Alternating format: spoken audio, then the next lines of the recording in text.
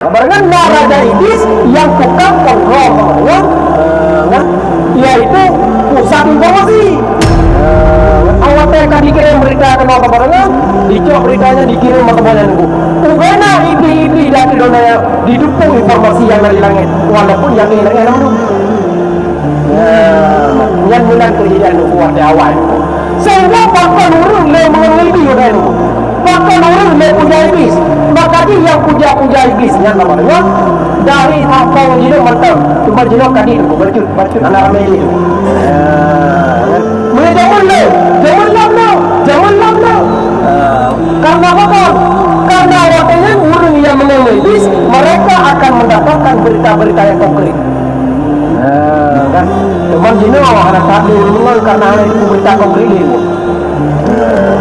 Sehingga berita-berita kabar yang dari langit